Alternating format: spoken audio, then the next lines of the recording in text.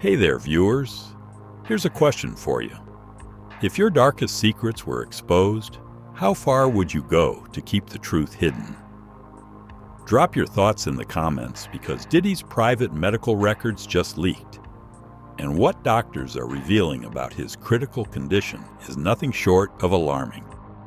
Trust me, the truth behind his health will leave you in shock. Stay tuned. This is one story you can't miss. Let's dive in. Chapter 1.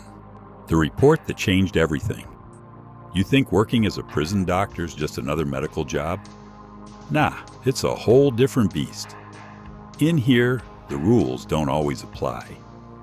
Every day feels like a balancing act, keeping inmates alive while knowing most of them wouldn't hesitate to flip the script if it meant their freedom. But you learn to shut that out. Focus on the work. Keep your head down. That's exactly what I was doing that morning. Just another day, or so I thought. The air in MDC was heavy like it always is, filled with the distant echo of clanging metal doors and the low murmur of voices drifting through the walls. I was in my office, sipping stale coffee and sorting through the daily medical reports. In a place like this, health records aren't just about medicine. They're a map of who's breaking down, who's faking it, and who's about to become a problem. I've seen everything during my time in this prison. Gang leaders faking seizures to get out of lockdown. Guys swallowing razor blades to score a trip to the infirmary. You learn to read between the lines. But that day was different. It started like any other. I was feeding medical data into the system, routine stuff. Blood pressure levels, routine psych evals, nothing unusual. Until his name popped up. Diddy. Most inmates are just a number to me, but not him. You don't forget a name like that. The moment he arrived at MDC, he was a headline. A man who once ruled the music industry, untouchable, unstoppable. But now, just another inmate under federal custody. Or at least that's what it was supposed to be. But his chart? It told a different story. When I first opened Diddy's medical file, I expected the usual, a guy his age with a little wear and tear, maybe high blood pressure, some anxiety, stress. But what I saw, it stopped me cold. The first thing that jumped out was his blood work. Elevated enzyme levels, way too high for a man who always presented himself as untouchable. That kind of spike usually points to something serious. Deadly serious. Liver failure? Maybe. Something worse? I didn't want to guess. I scrolled further down and my gut twisted. His immune system was shot, completely compromised. White blood cell counts way below normal, like his body wasn't even trying to fight back. I've only seen numbers like that in patients who had late-stage illnesses. But for a man like Diddy, someone with access to the best doctors before prison, it didn't add up. And then I saw the scans.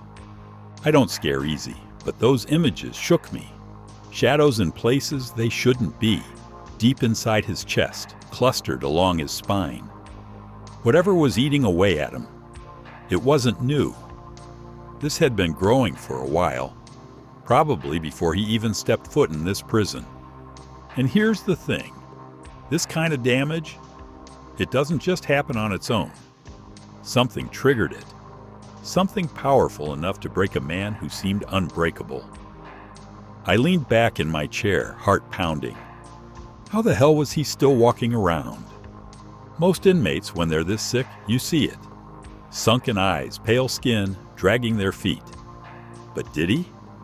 From the outside, he still looked like he ran the place. That smooth arrogance, like nothing and no one could touch him. But his body? It was telling a whole different story. And the more I read, the more one thing became clear. He was running out of time. I tried to shake it off. Maybe it was a mistake, a glitch in the system. That happens sometimes. So I double-checked everything, triple-checked. But no matter how many times I ran the numbers, the results came back the same. Diddy wasn't just sick, he was dying. And that raised a bigger question. Why was no one talking about it? In 1600, the medical team doesn't ask too many questions. If someone higher up says to keep a file quiet, you do it. But this felt different. It wasn't just secrecy. It was like someone was hiding the truth. I kept digging, pulling up past evaluations. That's when I found the irregularities, gaps in his medical history, tests that should have been done but never recorded. Someone, somewhere, was erasing evidence. And if they were doing that, it meant this went deeper than just a sick inmate. I glanced toward my office door, locked. Good. Still, my heart pounded louder with every click of my keyboard. Prison isn't just about keeping inmates in, it's about keeping secrets locked up tight. And I was dangerously close to a secret someone didn't want out. I thought back to the day Diddy first arrived. I remember the buzz, the whispers in the yard, the guards' uneasy glances. Even in chains, he walked in like he owned the place. But looking at these reports, that power was nothing but a mask. And now, the cracks were showing. But here's the thing that wouldn't leave my head. If Diddy's body was breaking down this fast, why wasn't he asking for help? Was it pride? Or did he know something the rest of us didn't? I should have logged out, shut the system down, and forgotten what I saw. But I couldn't. Something about it wouldn't let me go. So I did something I shouldn't have. I pulled up the restricted files, the ones only the warden and high-level medical personnel had access to. And that's when I saw it. A private report, buried deep under layers of clearance. A note from an outside medical consultant. 3 simple words burned into the record. Condition, terminal, unreported. I sat back, the air in my office suddenly colder. Someone knew, someone with power, and they were keeping it quiet. My hands trembled slightly as I closed the files, but the question burned in my mind. Why was Diddy still pretending to be invincible? And more importantly, who was making sure no one found out the truth? Chapter 2. The Hidden Truth in the Report. I've seen my fair share of disturbing medical reports during my time at MDC, but nothing, and I mean nothing, prepared me for what I found in Diddy's file. After seeing that note, condition, terminal, unreported, I knew I was digging into something I probably shouldn't. But once you see something like that, there's no turning back. It sticks with you. It haunts you. I couldn't let it go. I needed to know how deep this went, how much worse it really was.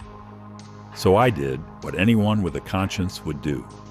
I kept reading, and the more I uncovered, the harder it became to shake the feeling that something was very wrong. I pulled up the most recent scans first. The shadows I noticed earlier, they weren't just there. They were spreading, fast. His lungs, liver, and kidneys, each one showing signs of advanced deterioration. The kind of damage you don't just walk away from. But here's the part that didn't make sense. By all medical reasoning, a man in Diddy's condition shouldn't even be on his feet. Yet every time I saw him, he still carried himself like he was untouchable. Calm, collected, like the weight of the world couldn't touch him. I knew better. The blood work painted an even darker picture. His immune system wasn't just compromised, it was shutting down. His white blood cell count had plummeted to a level that screamed danger. If he caught even a mild infection, his body wouldn't be able to fight it off. In here, that's a death sentence. And the organ function reports? Worse, much worse. His liver was showing signs of fibrosis, scar tissue building up in places it shouldn't. That could only mean one thing. He'd been hiding this for a long time. The scans suggested advanced stage liver disease, the kind you only get after years of stress, substance use, or something even worse. The further I read, the more questions piled up. His heart, once strong, was deteriorating. Irregular rhythms, increased pressure, early-stage heart failure. The medical jargon tried to paint it clinically, but I knew the truth. Diddy's heart wasn't just weak, it was failing. And then there was his brain. The MRI results chilled me to the core. Lesions, tiny abnormalities, signals that something wasn't right neurologically. Memory lapses, paranoia, even personality shifts.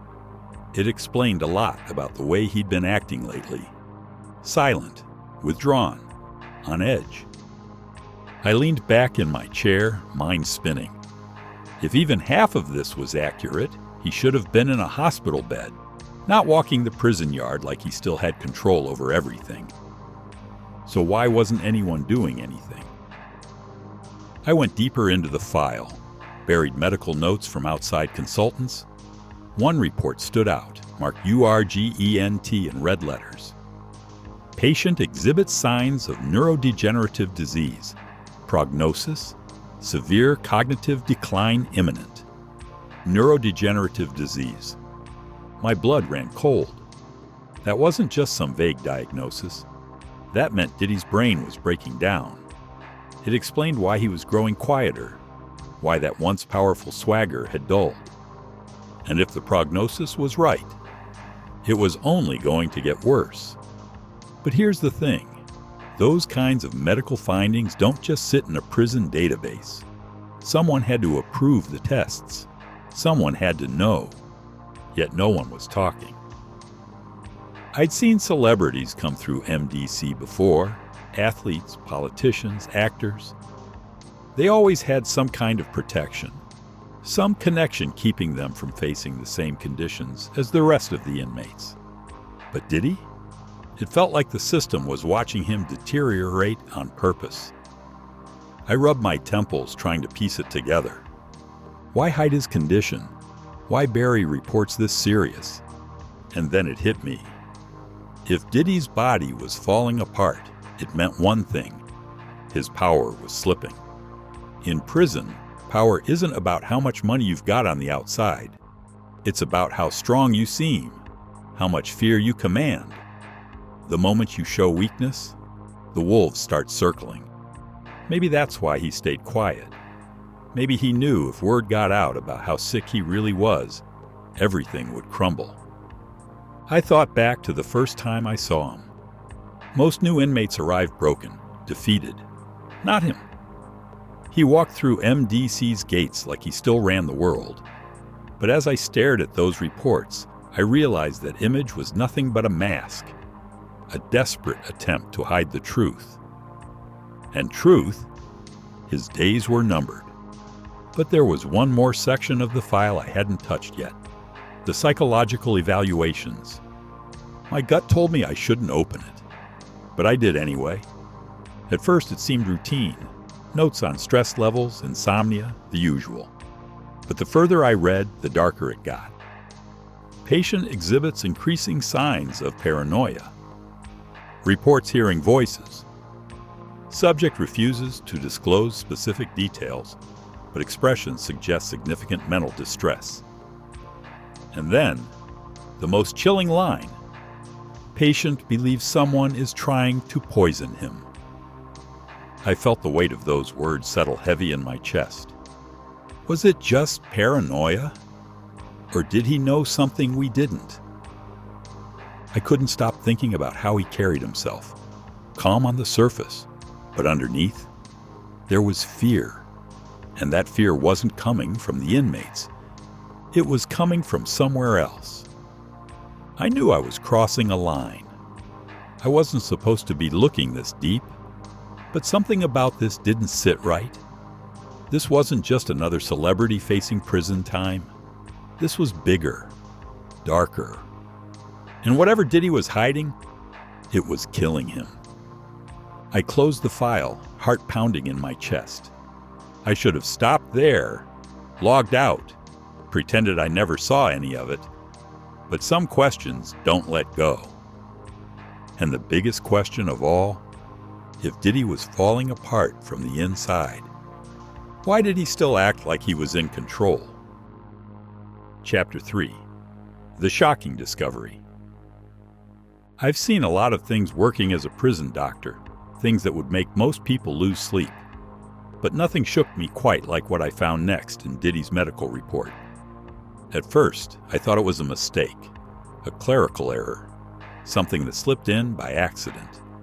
But when I double-checked the labs and saw the confirmation tests, my heart dropped. Diddy tested positive for HIV, and not just the early stages. The disease had progressed, full-blown AIDS. I sat there frozen, my eyes locked on the screen. My mind was racing with questions I couldn't answer. How did this happen? When did it start? In a place like MDC, where every move is monitored, every interaction controlled, it didn't make any sense. Unless this wasn't new.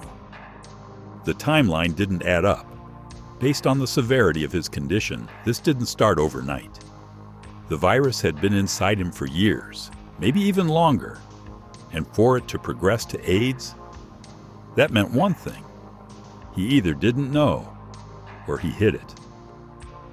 I leaned back in my chair, trying to process what I was seeing. In prison, a diagnosis like that isn't just a death sentence, it's an exposure. Word spreads fast behind these walls. And if anyone found out Diddy had AIDS, it would be like blood in the water. The illusion of his power, gone in an instant. But here's what scared me. No one else knew. Not the guards, not the other inmates. Somehow, this information was buried, locked behind clearance levels that most people in the prison didn't even have access to. Someone was protecting him, or at least protecting his image. I couldn't help but wonder, was this something that happened inside MDC? Or was it the consequence of something much darker from his past? Because with a disease like this, you don't just wake up one day and find yourself at the edge. It starts slow, silent, eating away at your body from the inside until it's too late to stop it. And the signs were there. The sudden weight loss, the fatigue, the paranoia. It all made sense now. Diddy wasn't just breaking down. He was dying, and no one was talking about it. But here's the part that disturbed me most. He knew. I found another document buried at the bottom of the file, marked Confidential, Inmate Medical Awareness. According to this record, Diddy had been told about his diagnosis months ago. He sat across from a medical team who spelled it out for him. His immune system was collapsing, and there was no reversing the damage. And you know what the report said next? Inmate refused further treatment, stated, "I'm untouchable." I couldn't believe what I was reading. Most people, when they hear those words, break down. It shakes them to their core. But Diddy, he just brushed it off like it was nothing. Like it didn't matter. But why? Why would a man facing AIDS refuse treatment? Why keep it a secret when his life was literally hanging by a thread? Maybe it was pride. Or maybe, just maybe, he knew something we didn't. I went deeper into the report, looking for anything that could explain how this happened. And that's when I found something else. A pattern. A sealed section of medical records hidden from even the primary database. Someone didn't want these files easily found. And when I finally broke through the encryption, what I uncovered left me speechless. Over the past year, Diddy had been subjected to routine blood tests, far more frequent than any other inmate in the prison. And these weren't just standard checkups. These tests were targeted, monitoring his immune system, viral loads, and organ function with surgical precision. And here's the kicker. These tests started before he even arrived at MDC. Someone was watching him long before he stepped through these prison doors. And if the rumors were true about the people Diddy was connected to on the outside, it wouldn't surprise me if this diagnosis wasn't just bad luck. Because in places like this, When someone wants to bring you down, they don't need to use their fists. I thought about how Diddy carried himself in here. That cold, calculating confidence, that refusal to show even a shred of weakness. He was hiding this from everyone, but deep down, he knew he was running out of time. And yet, despite everything, he still acted like a king.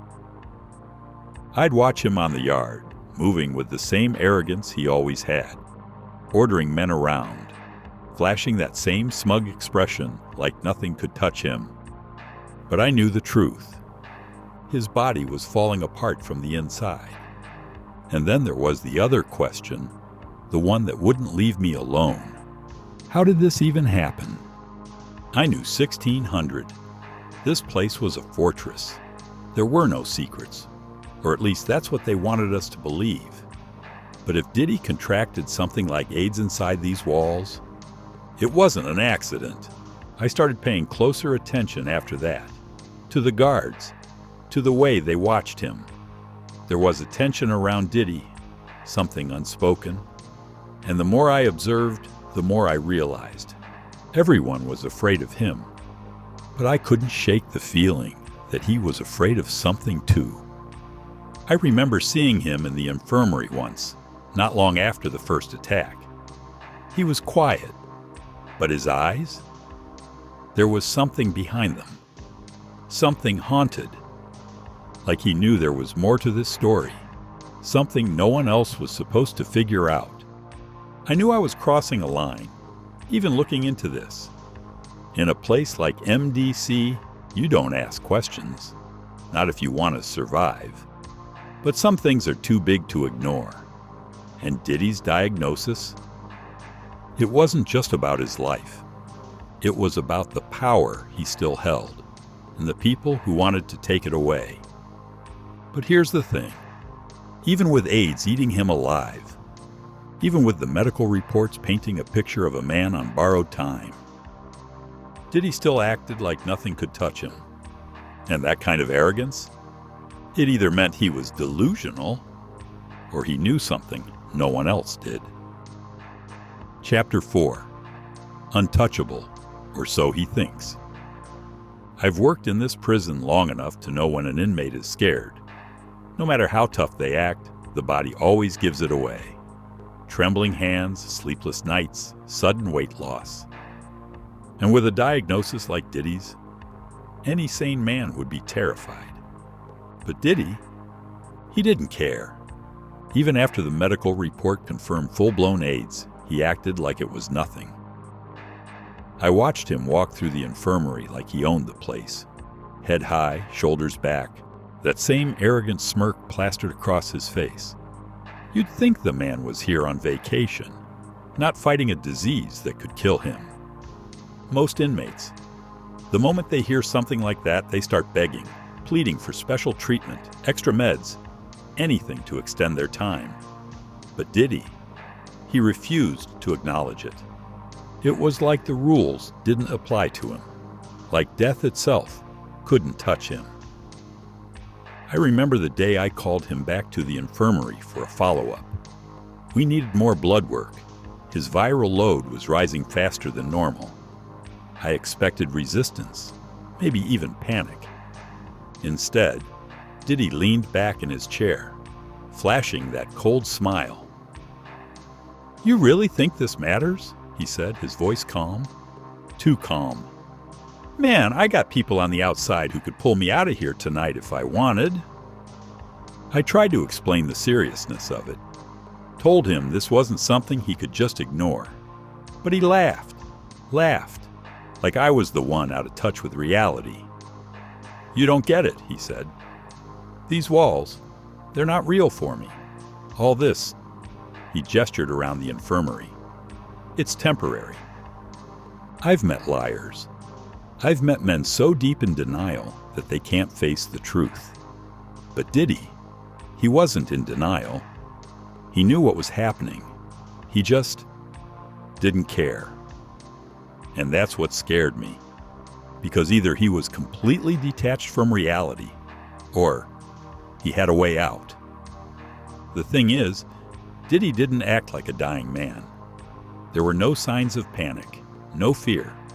If anything, the diagnosis only seemed to make him bolder.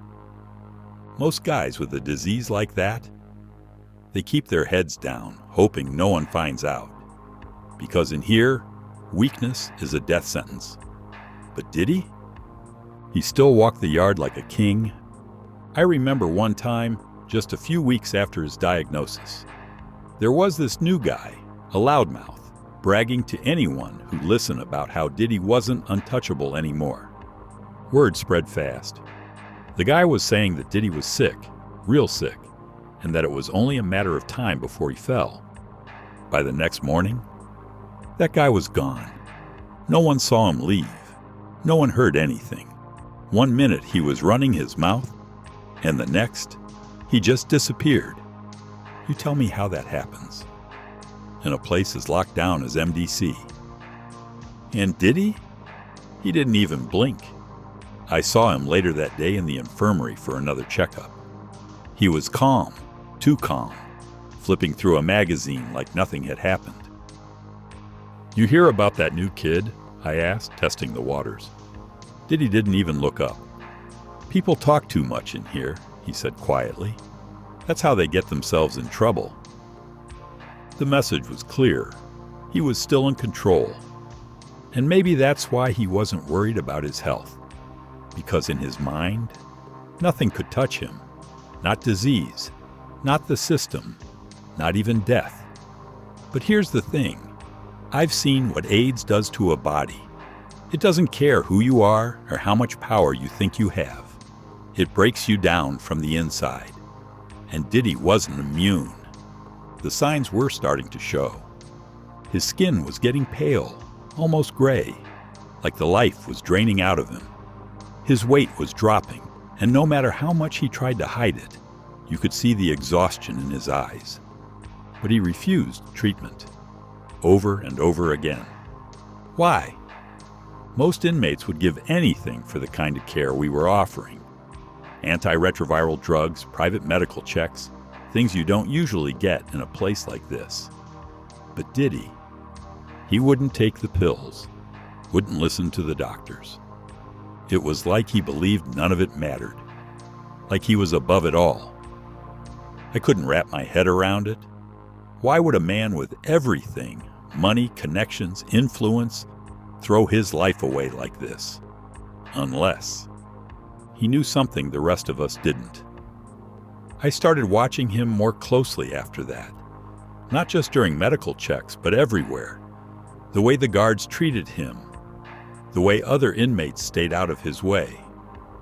And the more I saw, the more it became clear. Diddy wasn't like the others. I remember one day, after a routine medical round, I caught a conversation between two guards outside the infirmary. They didn't see me standing there, listening. "He's got more pull than the warden," one of them muttered. "They don't pay me enough to get involved with his mess." The other guard just laughed. "Let him think he's running things. Ain't nobody saving him from what's coming." That stuck with me, because if the guards, the very people meant to enforce control, were scared of him, what did that say about his reach?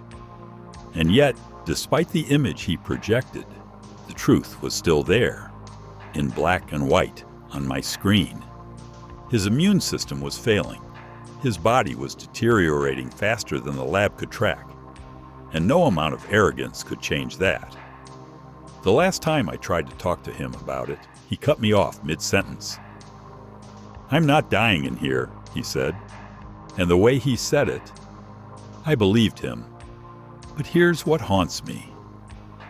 Every man I've seen go down this road, they always crack eventually. No matter how strong they think they are, when the body starts to fail, the mind follows. But Diddy, he wasn't cracking. If anything, he seemed more dangerous than ever. And that's when it hit me. Maybe he wasn't afraid of dying, because he didn't plan on dying in here at all. I don't know how he thinks he's going to pull it off. But if anyone can bend the system to their will, even in a place like MDC, it's him. Chapter 5. Diddy's Breaking Point. I've seen a lot of men fall apart inside these walls. Some break quick, others take their time. But no matter how tough they act, prison changes everyone. And no one, not even Diddy, can outrun the toll it takes on the body and mind. And lately, it's like he's rotting from the inside out. When he first got here, he walked around like he owned the place. The money, the fame, the connections. That stuff don't mean much in a place like this, but for a while, it shielded him, made him untouchable. But that image, it's starting to crack. I'm not gonna lie. I used to think nothing could shake him. When the reports first showed the AIDS diagnosis, I expected a reaction, panic, fear, something. But Diddy didn't flinch. It was like the disease was just another rumor to him. But no matter how much power he thought he had, the body don't lie. And lately, his body's failing. The change didn't happen overnight. It was slow, subtle. At first, he could hide it, throw on that expensive smile, walk the yard like nothing was wrong. But the walls of 1697? They pressed down on a man, especially one like him. And now, he's falling apart in every way possible. The first thing to go is the weight. I remember when he first came in, broad shoulders, thick frame. He carried himself like a man who had everything under control. But now, he's shrinking. His designer suits and silk shirts have been traded for the same beige jumpsuit as the rest of us. But even that's starting to hang loose on his frame. When I checked his latest vitals, I couldn't believe the numbers. He's lost over 40 pounds since his intake, his muscle wasting away. And it's not just the weight. His skin's turning that pale, waxy color you only see in men who've been sick too long. And still, he acts like nothing's wrong. I tried bringing it up during a medical check. I laid out the facts. Low white blood cell count, rapid weight loss, rising blood pressure. The man's falling apart at the seams. He didn't even blink, just leaned back and gave me that same arrogant smile. "I'm not staying here long," he said, like the whole prison sentence was just a bad vacation he'd cut short when he felt like it. But behind that smile, I could see the cracks forming. The truth is, he's not built for this. You gotta understand, before 1600, Diddy lived like royalty. Penthouse suites, private jets, every meal cooked by a personal chef. If he wanted something, he snapped his fingers and it appeared. But here, it's a 6x8 concrete cell, locked down 23 hours a day. No luxury, no control, just cold walls and time, the one thing he can't bend to his will. And that's eating him alive. I see it in his face every time he comes through the infirmary. He's tired, more tired than he wants anyone to know. There's a hollowness in his eyes now, like something inside him is breaking. At first, he used to hold court in the yard, talking loud, making his presence known. But these days, he barely leaves his cell. When he does, he moves slower, like every step costs him something. And the other inmates? They smell the weakness. In here, the moment you show a crack in your armor, you become a target. And Diddy? He ain't the man he was when he walked through those gates. I heard a couple of guys talking in the chow hall the other day. They were watching him, studying him, like wolves circling a wounded animal. "He ain't gonna last much longer," one of them muttered. "Big man's looking soft." And for once, I didn't disagree. His medical reports paint a grim picture. It's not just the AIDS, it's everything else. His liver function's dropping fast, probably from years of partying and drugs. His blood pressure's dangerously high. And last week, I found signs of advanced neuropathy. nerve damage that's already starting to cripple him. Every new test I run just confirms the same thing. He's getting worse. But you know what's crazy? He won't take the treatment. We offered him a strict antiretroviral therapy, a chance to slow the disease down, maybe even buy him a few more years. But he refused it, flat out. When I asked him why, he just laughed and said, "I don't need your help. I've treated a lot of men over the years, murderers, gang leaders, men who think they're invincible, and every one of them, no matter how tough, breaks when their body starts to fail. But Diddy, he's different. It's like he still believes this is all temporary. Like one phone call could make it all go away. And maybe, once upon a time, that was true. On the outside, his money could bury any problem. But in here, disease don't care about your bank account." I tried to warn him again last week. Told him the truth. His immune system is collapsing. He's one infection away from the kind of sickness that no amount of power can fix. He didn't even look up.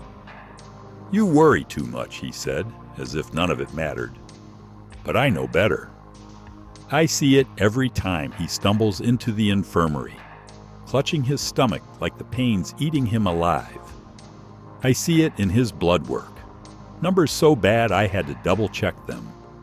He's on borrowed time, and even he can't escape that. The cracks are getting harder to hide. Last week he collapsed in the yard. One minute he was standing tall, pretending he still ran the place, and the next, he was on the ground, gasping for breath. When we got him back to the infirmary, his heart rate was through the roof. The man's body is breaking down, no matter how much he tries to act like he's still in control. And yet, there's something else going on. The other day, after another checkup, I overheard him on the phone. It wasn't the usual cocky tone. There was something desperate in his voice. I didn't catch every word, but one thing stuck with me. He said, "This ain't gonna be my end. You hear me?" And for the first time since he got here, I think he's starting to realize the truth. Not even Diddy can outrun what's coming.